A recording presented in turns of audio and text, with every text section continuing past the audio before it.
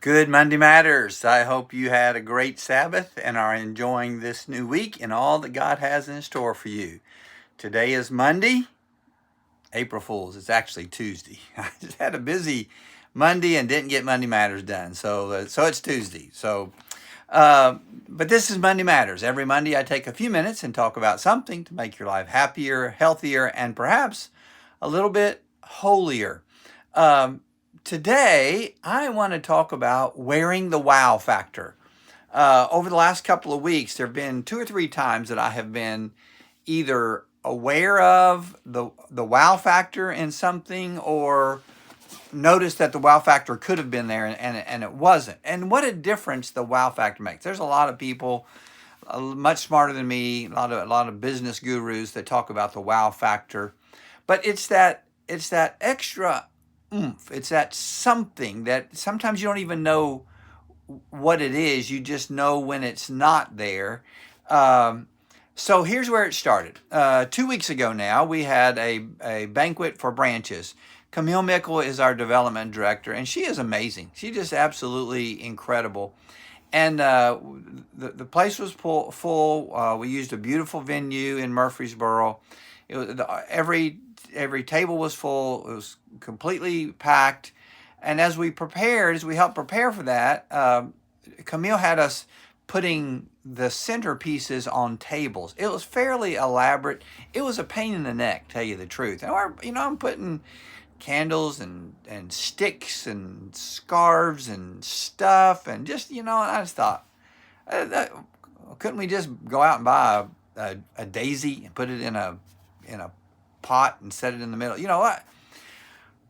But when people walked in, I mean, more than a lot of times, people would say, "Wow, wow, this looks amazing." There was just something about the way Camille had not just the tables, but the whole evening set. And again, as they left, people were saying, "Wow, what a night!" Camille did such a great job of offering the wow factor, that little extra, that little bump. And by the way, the result was fantastic too. It was a fundraising event for branches, and we went well above the goal that she had set for us. So I want to talk about not just doing that in activities or events, but living with the wow factor, wearing the wow factor. Um, Here, let's start with this. Colossians chapter 3, verses 23 and 24. Work willingly at whatever you do, as though you were working for the Lord rather than for people. Remember, the Lord will give you an inheritance for your reward, and that the master you are serving is Christ. He's just saying, do the wow factor. Do things in such a way that people say, wow, that obviously you're doing this for a. So, 5 things to help you wear the wow factor today and every day.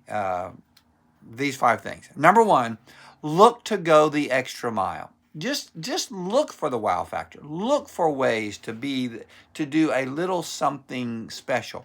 You know where that extra mile phrase comes from? Jesus said in Matthew 5:40, if your brother wants your cloak, give him your shirt also. If a soldier compels you to go a mile, go 2 miles.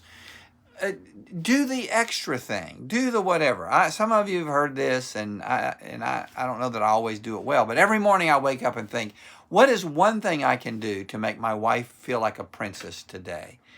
That's the wow factor. I just want to do a little something every day to help her feel like, wow, he really cares about me. So look for ways to go the extra mile. Just decide. I'm going to do and everything that I do, and just a little bit, I'm going to go the extra mile. Here's number 2: plan ahead. The reason we don't do the wow factor most of the time is we don't have time, we don't have resources, and we don't have the energy. So planning ahead makes a difference. If I think ahead, if the night before I think, okay, what can I do tomorrow at the office to kind of do the wow factor for the people that I work with? Plan ahead. Very often in Sunday services, I think we don't take the time to plan ahead. I talked to our young pastor, who does a great job, by the way, but I talk to him often about. I had a friend, Bruce Peterson, when I was a young pastor. He said to me, if God can tell you what to preach on Thursday for Sunday, he can tell you in January what to preach in October. The way you do wow factor in preaching and is planning way ahead. So in whatever you do, just get in a rhythm of planning ahead. Last week we talked about being organized a little bit. Planning ahead helps that. Here's number 3. Be willing to take a chance. Sometimes the wow factor doesn't work. Sometimes it kind of backfires. And speaking of wow, I noticed my collar is wow. One's in, one's out. There you go. I have to take a risk. I have to be willing. I say, again, to our pastor, I say all the time, I have 1,000 ideas, and most of them are not good. Listen, I can't tell you how many times I have tried to do the wow factor and just fallen flat on my face. It's just been a big bust. I decided when I was a young pastor to preach a sermon on how we got our Bible. We were going through the kind of the Bible battles, King James versus New International Version at that time. And so I said, I'm going to preach a sermon on how we got it. And I lined up books across the altar and talked about how we began with the Septuagint and how we moved from that, the Gutenberg Bible and the early translation. About 15 minutes into it, it was just eyes were glazing over. People were, I said, you know what? The best thing I could do right now, just end this service and we all go to Beat the Baptist and I got a standing ovation.